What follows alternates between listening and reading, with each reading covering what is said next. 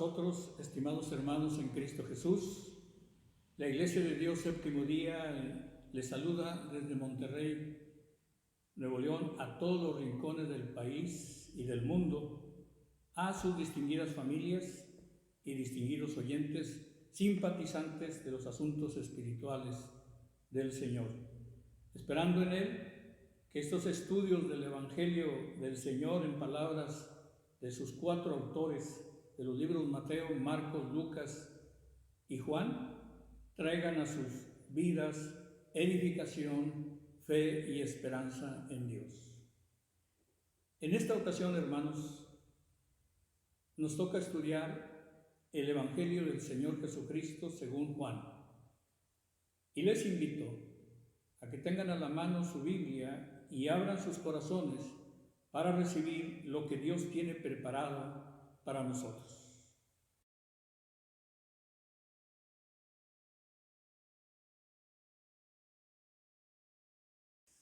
Listos, mis distinguidos hermanos y público en general, tenga a su mano la Biblia y por lo pronto vamos a contestar unas preguntas importantes acerca del Evangelio de Juan, del Señor Jesucristo según San Juan. ¿Quién escribió Juan?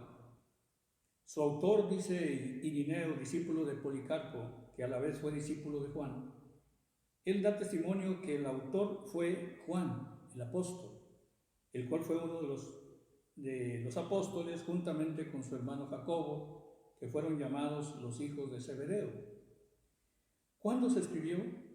La fecha estimada es alrededor del año 95 después de Jesucristo. En la Biblia Reina Valera, versión 1960, como esta que tenemos aquí, menciona que entre el año 70 y 100 de nuestra era, pero vamos a decir que fue en el año 95, antes de que se escribiera el libro de Apocalipsis, y con seguridad después del año 70, que fue cuando el templo de Jerusalén fue destruido por el Imperio Romano. ¿Dónde se escribió? El mismo escritor Irineo menciona que el libro de Juan fue escrito cuando Juan estaba en Éfeso, comunidad del Asia Menor. ¿Quiénes eran los destinatarios? Fue escrito a judíos y gentiles, a nuevos creyentes e inconversos que también escuchaban a otras filosofías que había en aquella época, las cuales ponían en duda la divinidad de Jesús. ¿Qué estaban viviendo? Estaban bajo el dominio del Imperio Romano y serían perseguidos por ellos a causa de su creencia en un solo Dios verdadero. Lugares clave, pues territorio de Judea, Samaria, Galilea, Betania, Jerusalén. ¿Qué temas aborda? Juan aborda 2 ejes principales en su Evangelio: la nueva creación y la Pascua Alianza. Todo lo anterior, con palabra inspirada por el Espíritu Santo e invitando al oyente a creer en el Hijo de Dios y mostrando con distintas señales, que nosotros llamamos milagros, que Él es realmente el Redentor esperado por su pueblo, Israel, y que su mensaje trascendía a todo el mundo. Su mensaje no era para unos cuantos, sino para todo el mundo, para todo ser humano. Quisiera mencionar que los 3 libros que ya hemos compartido en estas cápsulas, Mateo, Marcos y Lucas, son llamados los evangelios sinópticos, en griego visto juntos, porque estos presentan un relato y una cronología más o menos coincidentes sobre la vida y ministerio de Jesús. Cosa muy distinta al llamado 4º evangelio, el Evangelio de Juan. Es un tratado evangelístico, apologético y teológico, pero mucho, mucho más profundo que los evangelios llamados sinópticos, sin menospreciar ninguno de ellos. El libro de Juan es para una exégesis teológica mucho más rica para el conocimiento de cómo es Dios y su manifestación con el ser humano.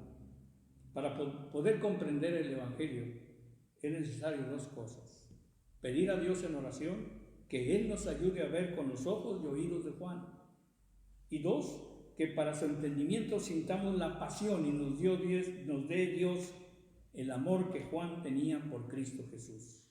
La intención de este libro es atraer a sus lectores a la fe. Juan 20, 30 y 31 dice que estas señales, que vienen siendo también milagros que que vimos nosotros, que hemos visto a través de estudios, los milagros en el libro de Juan. Dice Juan 20, 30 y 31. Dice así: hizo además Jesús muchas otras señales en presencia de sus discípulos, las cuales no están escritas en este libro. Pero estas se han escrito para que creáis que Jesús es el Cristo, el Hijo de Dios, y para que creyendo tengáis vida en su nombre. La intención de este libro es atraer a los lectores a la fe, a la creencia, a la seguridad de quién es Jesucristo. Hay 98 veces que se menciona en Juan la palabra creyendo. Entonces Juan nos invita a creer, y no solo eso, sino que Él va más allá, mostrarnos la seguridad de nuestra salvación en Cristo Jesús. Nos invita a que tengamos la vida eterna ya en este mismo momento, una vida más plena, teniendo como ancla de nuestra fe a Jesús. No está escrito el libro de Juan en una forma cronológica como en Lucas, no es una biografía como en los sinópticos. Juan tiene una estructura teológica.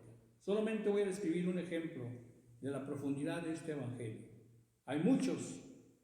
Por ejemplo, en el principio era el Verbo, y el Verbo era Dios, y el Verbo era con Dios. Y este es Jesús, el Verbo.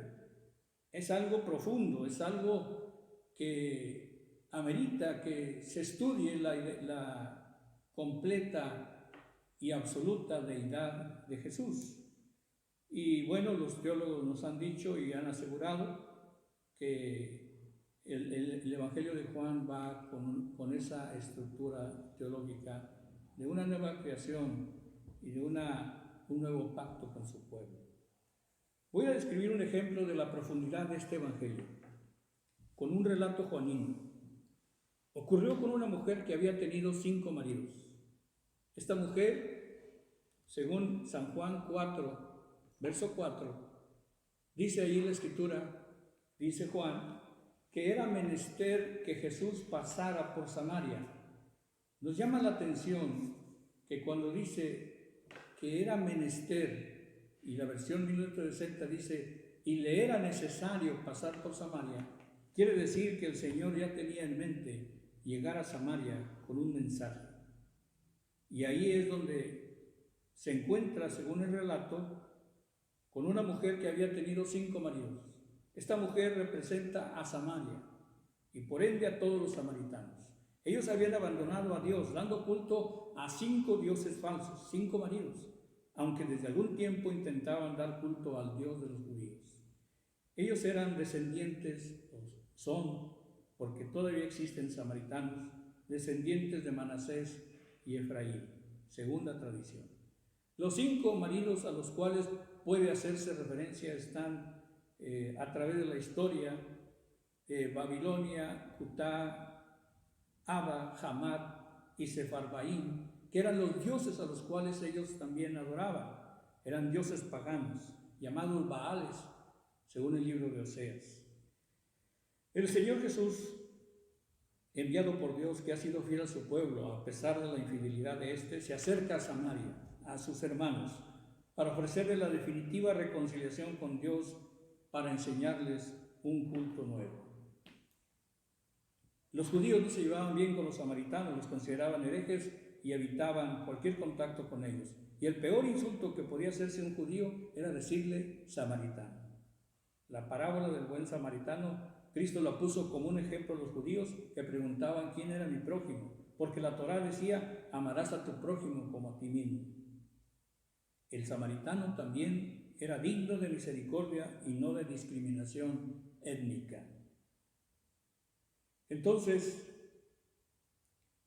el lugar donde ellos adoraban era un monte llamado Gerizim, y en donde adoraba el pueblo judío era en Jerusalén.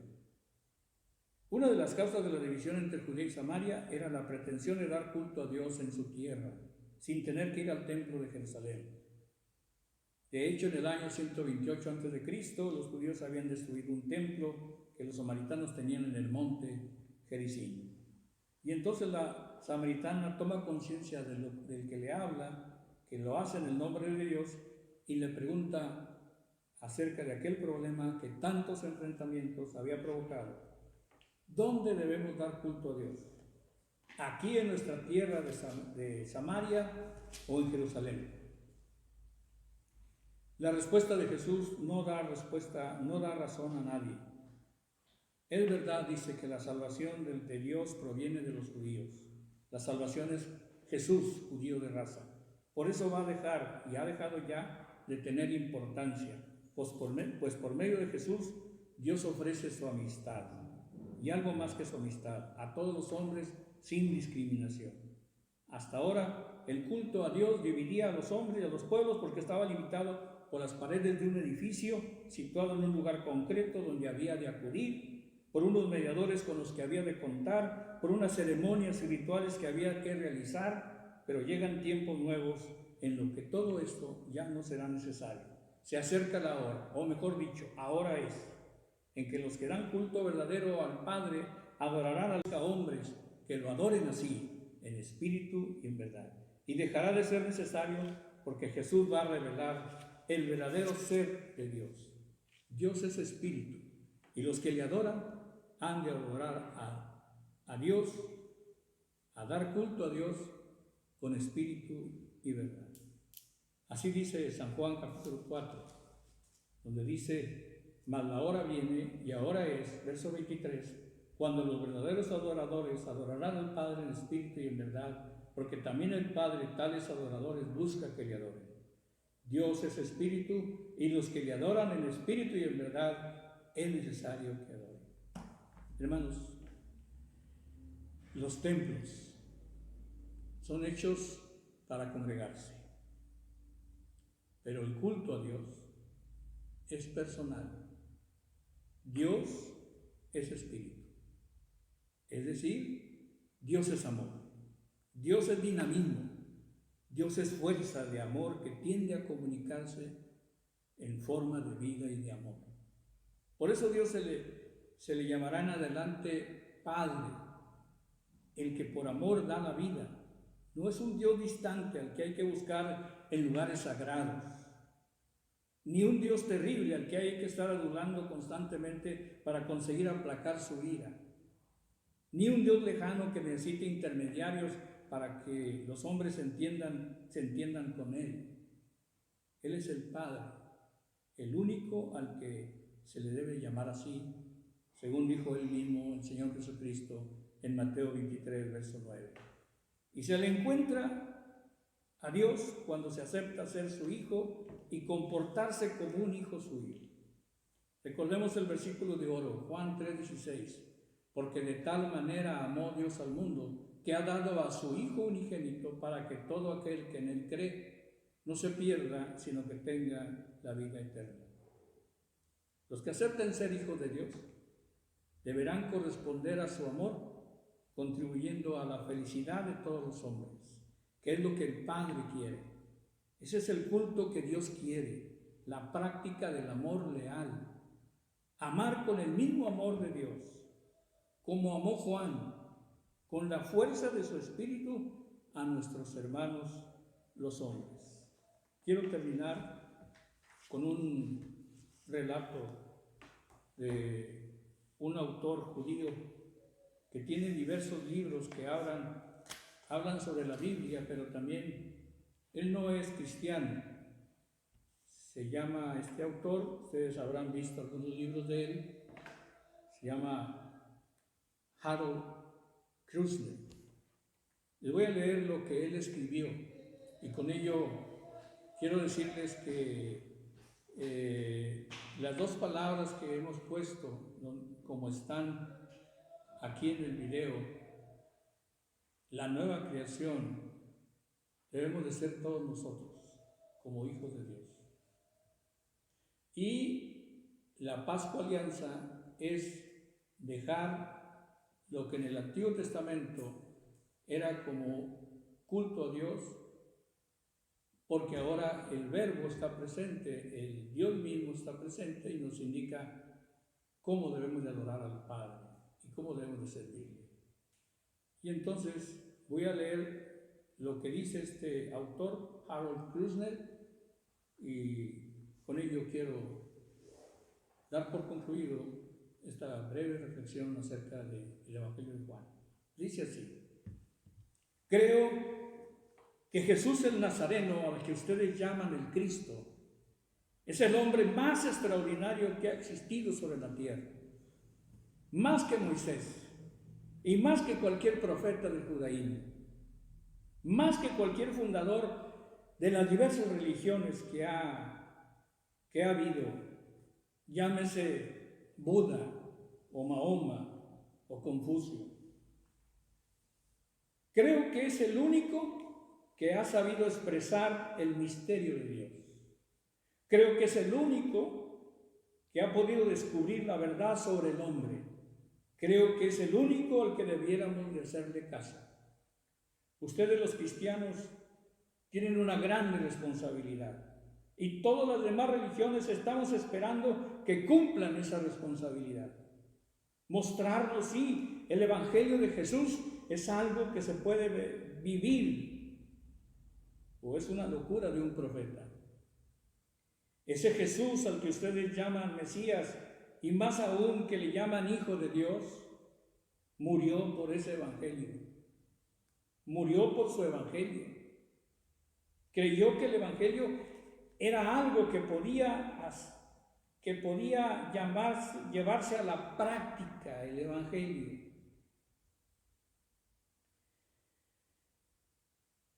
Y que era la única manera de transformar la sociedad en un reinado de Dios. Queremos ver que los cristianos vivan el Evangelio para tratar de aminorar los problemas que hay en el mundo, para tratar de animarnos a nosotros mismos, los que buscamos a Dios por otros senderos, a acercarnos a Jesús sin miedo, con confianza, viendo los frutos que da su Evangelio entre sus discípulos. Cristo, hermanos, es el Evangelio. Él en su propia persona nos lo mostró. Cristo es verbo, no sustantivo. Cristo es acción que salva.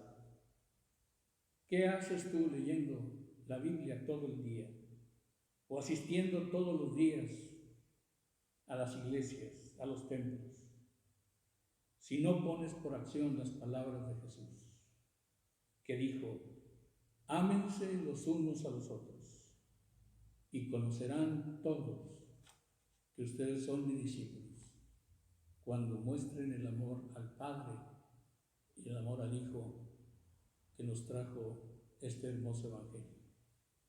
Mi deseo, hermanos, en Cristo Jesús, es que siempre estudiemos la Biblia. Hay muchas cosas que descubrir en ella y el Evangelio de Juan es un libro hermoso, un Evangelio profundo. Ciertamente que a veces no entendemos, pero que pidiéndole a Dios en oración que nos abra el entendimiento, podremos entender. Mi deseo, hermanos, es que Dios los bendiga.